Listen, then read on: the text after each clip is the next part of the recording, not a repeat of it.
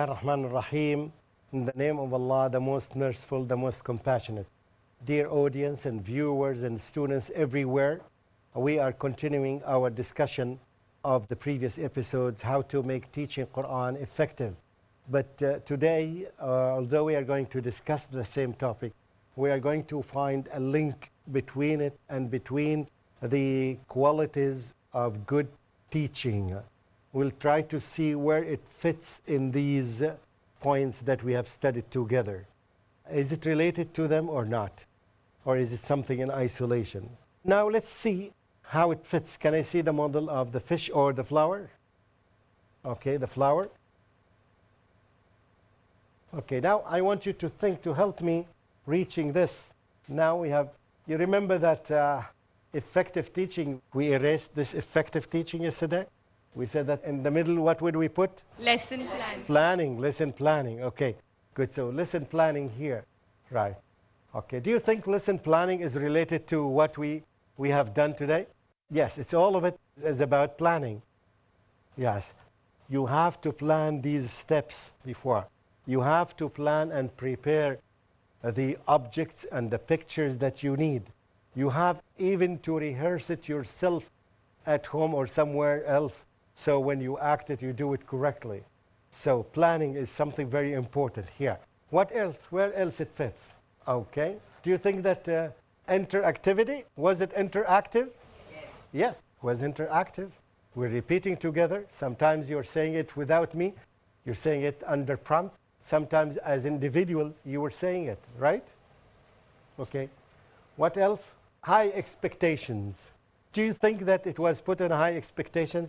I expected you to memorize or to learn 10 verses even without knowing Arabic. Was it high expectation? Did you find it difficult from the beginning? Yes, from the beginning. In the beginning it was difficult, but after we finished, it became easy. So the expectations were high, and we encouraged each other to reach this level. Right? Please, feel free to interrupt me at any time. Yes. Wide variety of teaching methods. Okay, you're jumping into a new one. Okay, so that you're going to comment on the same one. Let's see here, right, a wide variety of teaching, different teaching methods. Do you think that this method is a little bit new? Yes. There is no set of teaching methods. You can invent any method. You can think of any method. Nothing succeeds like success. So if a method succeeds, so it is a successful method. Okay? So the teaching methods are not what is written in the book that all the time we see them, lecturing and discussion. And no, you can do anyway. You can add anything to it. If you are conservative and you don't want to call it method, call it technique, right? Call it strategy. Okay. So how about questioning strategy? Did we do any questioning strategy? What was the questioning strategy that I used? You asked us to read that sample thing on the blank paper in the reverse order. Yeah, this is a questioning strategy. Another questioning strategy I used to ask you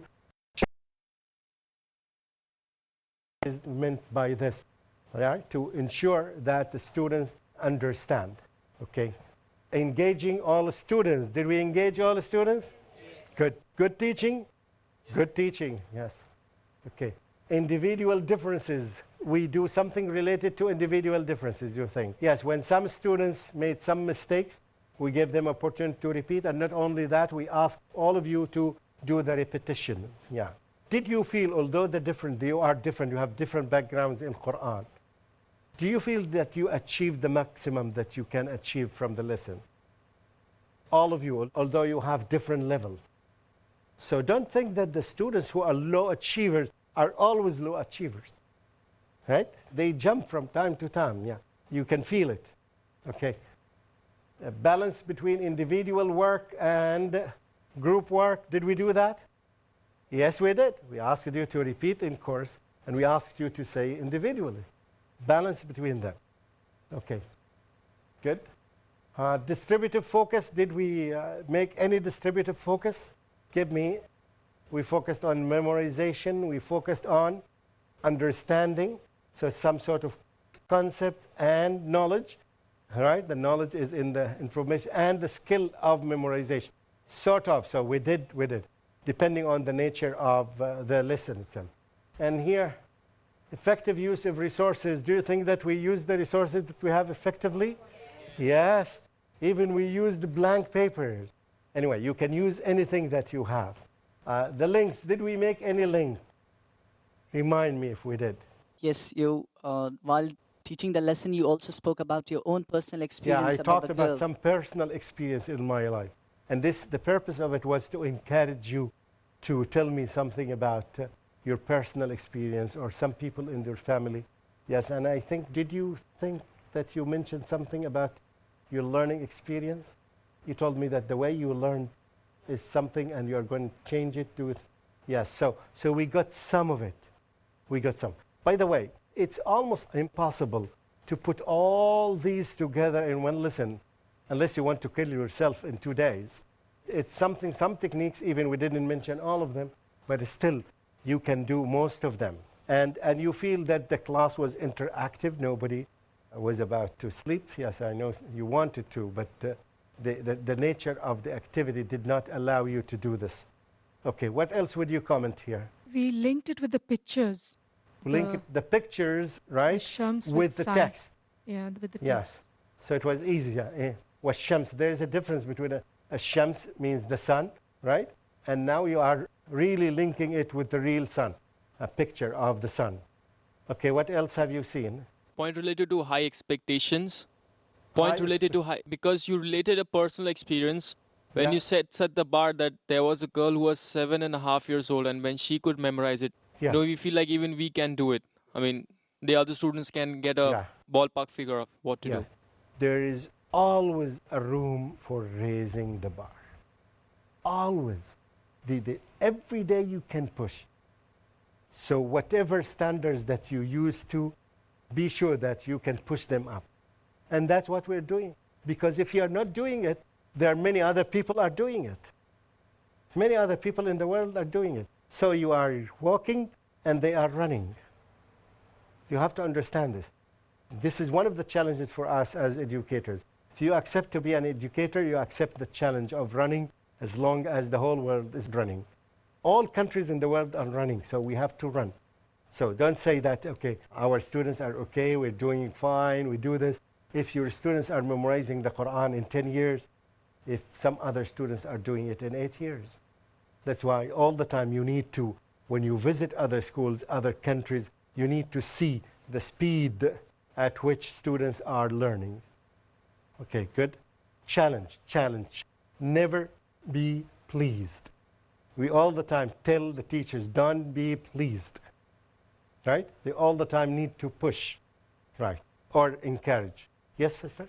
By preparing the lesson, we also used the theory in psychology Yeah, of which one? exposing the words many times so that the person recognize it and use it. We use some theories and research in psychology.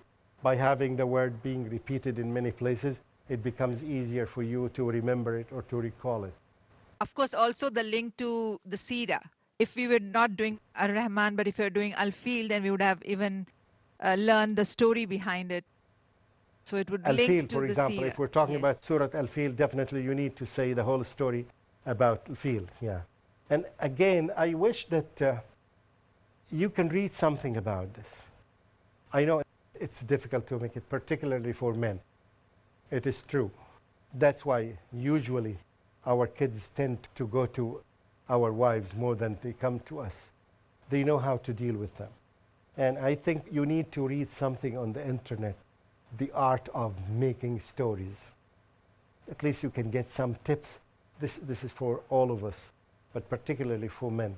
How to make a story interesting, what elements that you can add in order to make a story is fun for and interesting for children. We'll take a break and we'll come back. Assalamu alaikum wa rahmatullahi wa barakatuh.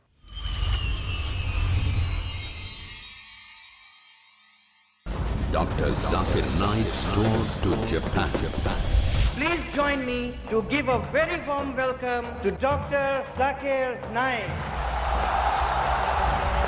This November on 5th, 7th and 8th. Get ready, get ready, get ready. To enhance your faith, grasp the truth with Dr. Zakir Naik. Tell the truth has arrived and falsehood perish, for falsehood is by its nature bound to perish.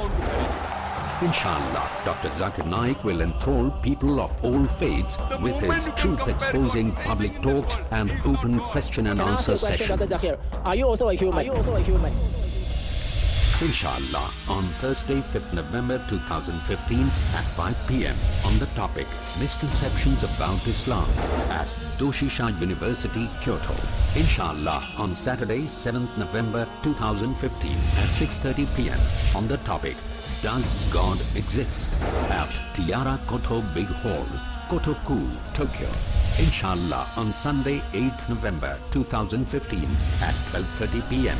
on the topic Muhammed, peace be upon him, the mercy to humanity, at the 8th Annual Prophet Seminar at Yayoi Auditorium, University of Tokyo. I request not to confine this message of peace to themselves only. Let them spread it in their city, in their country, in their continent, and throughout the world. Don't miss the opportunity to attend these life-reflective public talks. People from all religions and faiths are welcome. Admission free. Dr. Zakir Naik's tours to Japan.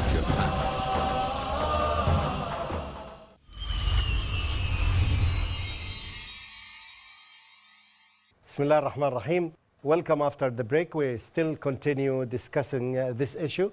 And there are some points here that are raised. I'd like to hear from you. Assalamu alaikum. Salam. Brother, I have learned Quran through reading. Through reading first. And in the process of reading, there were too many rules being taught initially. And the repetition of rules took a lot of time. But till date, I feel that I'm not too confident about the rules of the Quran, because of which there are still flaws in my reading. And I feel had I been taught in the method that I learned today, inshallah, I think that would have been much better. Jazakallah khairan. It was not very late. I think it was recent. In the last month, I visited one place in Dubai. And I talked about too much attention or focus is given to tajweed. I tried to put it as gentle as possible because I was expecting a lot of reaction. I got some little reaction from the audience. And I said that if I were you, I would focus on tafsir. I would focus on understanding. Our life is very limited. And I did not see, even Sheikh Ibn Uthaymeen, he was braver than other people. And that's why we love him. Yes, he said that mastering the rules of tajweed is not an obligation in Islam. Yes, it is. And I say that. I say that. Mastering the rules of tajweed is not an obligation on every Muslim. It's enough to know how to read correctly, yes. I don't have any evidence that the Prophet ﷺ taught the rules of tajweed. If you have the evidence, please send it to me. That he didn't teach people that it is 3 harakas or 2 harakas or 4 harakas or, yes, the Prophet ﷺ didn't do that. Or idgham bi ghunna or, yes. There is nowhere in the history of the Prophet ﷺ that he did this. But he did teach Qur'an. And he did ask the people to repeat, right? As we have done exactly in Surah Ar-Rahman, without telling you that this as-sama should be extended a specific number of, right, prolongation. So he didn't say the rule, but he asked the companions to follow him, to imitate him. You see the difference? There is a difference between knowing the rule and doing it as the Prophet ﷺ did it. You can do it as the Prophet ﷺ did it without knowing the rule. And your salat is accepted. And I was lucky when I finished my lecture, after 2 weeks when I finished my lecture, I found an article from one of my students in America. She sent me this article and it was amazing. She said that another brave person somewhere in the world wrote this, the trap of tajweed. The trap of tajweed. A lot of people fall into this trap. I think, yes, they do. Not everyone would be a teacher of tajweed. A teacher of tajweed, definitely he needs to know all the rules of tajweed to master them. But not everyone, okay. For example, do you think that Dr. Zakir Naik, when he recites the Qur'an on the stage, does he follow the rules of tajweed? No, he does not, right? And many other people and many other speakers, because it's not their job to teach tajweed. If their job is to teach tajweed, they do that. So we need, I would advise people don't spend much time, and the sister said that she spent much time on the rules, and I think this is not an effective use of our life.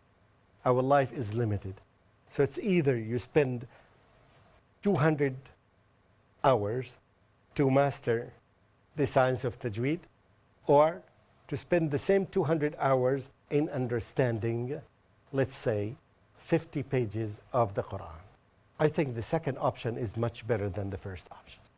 We need to know how to use our time effectively. We're not going to live forever. We're going to die sooner or later. So we need to know how to use our time. This is my reflection upon this.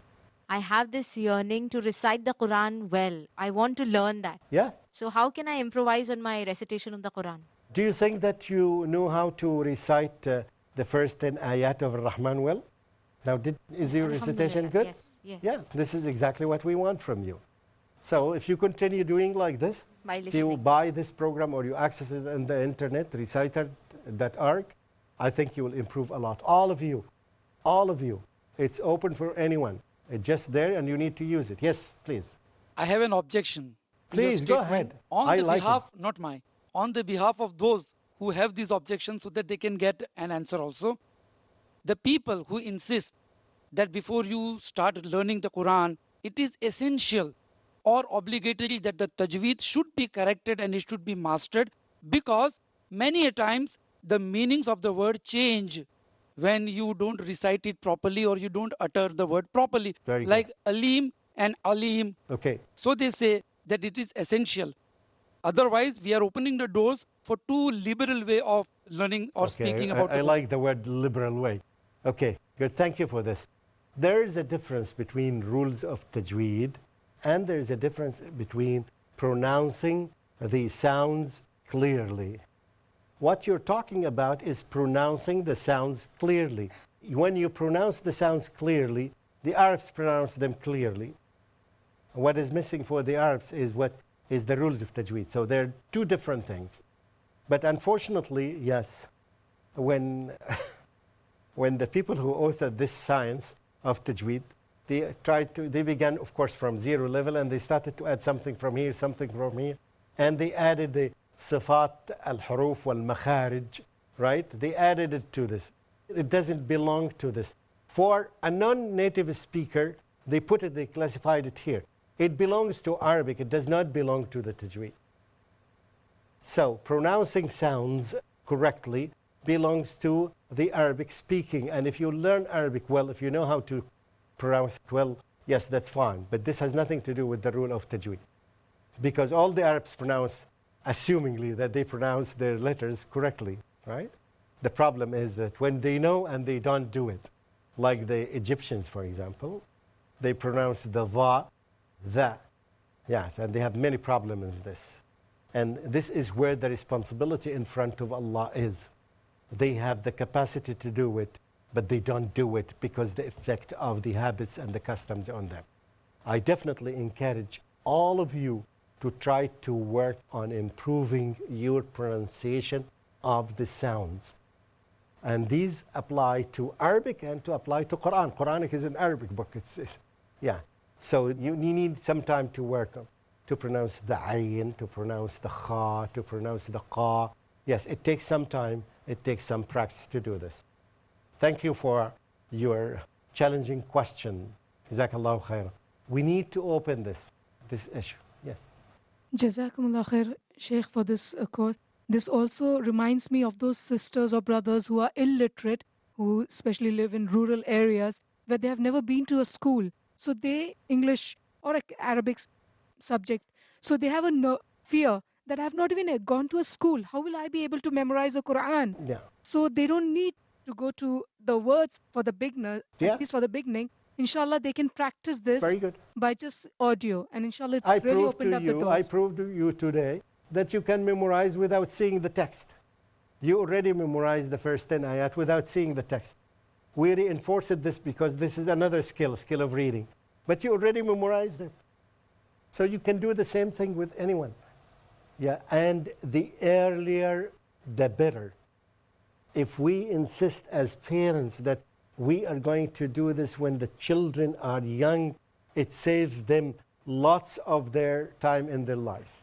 And they will be at least spending time. They would be thanking Allah subhanahu wa ta'ala and making dua for you, right? Because you saved a lot of time for them. So you need to be, so at least you need to perfect it and transmit it to your kids. Transmit it to your neighbors. Transmit it to other people. Do this. Yes. Jazakumullahu khairan. Yes, please. I just want to clarify that the sounds of the Fatha, Dhamma, Kasra, does this comes under the heading of Tajweed? The Fatha, Dhamma, Kasra? Yes. No. This is Arabic language. Because when I don't use them, right, in my speech, they make difference in the meaning, as you said, the function of the word. So it applies to Arabic. It's not just to Islam. This is the nature of Arabic language. These are vowels. This is the vowel system in Arabic. So your vowel system, and this is something unique about Arabic. Yes, you can write the word without any vowel, without any short vowel. Sheikh, I get from your point that we need to learn the language rather than stressing on the Tajweed. Yes. Because in India, you learn the language to understand. Because according to us, like we used to, in the childhood, we were taught like Alif, Kasra, A. It's actually not A, it's E. Right now, through Tajweed, we came to know this. I think when I was exposed to this, and some people say that Alif, Kasra, A, and Alif, Fatha, B, whatever, said that this method was used at the time of perhaps Prophet Noah, alayhi salam. It's very, very time consuming. But this is what was available in the past. Now, I think at least you got one new way of learning the Qur'an. Even by yourself, you can learn this. Listening to this as much as you, repeating it, listening to it first, and said that this is how you can design any program done in computer. The engineers did a very good job in this. You can use this, just use it. You can teach yourself, and you will find the translation in front of you. So it keep the meaning. It's just knowing how to use the software and having the time to do it. Don't let your time pass. By this age, I think we need it, all of us, so that we can help our children. Good. I have a question. What does tajweed exactly mean? I mean, I used to think Yes. that pronunciation means tajweed. This is very good. The meaning of the word tajweed, from jawwada, right? It means beautifying. It means beautifying your recitation, making it beautiful. And the Prophet ﷺ, he said that لَيْسَ مِنَّا مَنْ جَوَّدَ الْقُرْآنِ. He does not belong to us, is the one who does not try to beautify the Qur'an. Including beautification is beautifying your voice itself. When you read the Qur'an, try to use a tone that is very tender, that's very soft, right? Bilal ibn Rabah was selected to make the adhan. It may be quite obvious that for many reasons, but one reason that he probably have a soft voice that affects people. And this should be something really that we should work hard on it. When we appoint our imams, it's not necessary that the imam would have a beautiful voice for whatever reason, right? But if they have the option to have one with beautiful voice and the one who doesn't have a beautiful voice, we would prefer the one with beautiful voice. And the adhan as well. Sometimes you hear the adhan, it doesn't differ from the crow of the crows. And it does. It's really like that. Yeah, and I think it's our job. Because I work in a place that most of the people that I work with are foreigners. They are not Muslims. They are so touched by the adhan. And one of them used to cry. She doesn't understand anything about what is said in the adhan. Just she cries because of the beauty of the voice. So this is part of our thing of tajweed, beautifying your voice, making it tender when you read it. Okay. The time is over. Perhaps we'd have another episode to discuss issues. Jazakumullahu khairan. Assalamu alaikum wa rahmatullahi wa barakatuhu. Little baby, pure and small, He created you, He created us all. Hush, little baby, don't you fear, we're never alone when Allah's so near. Hush, little baby, breathing so calm, He'll protect us all and keep us from harm. Hush, little baby.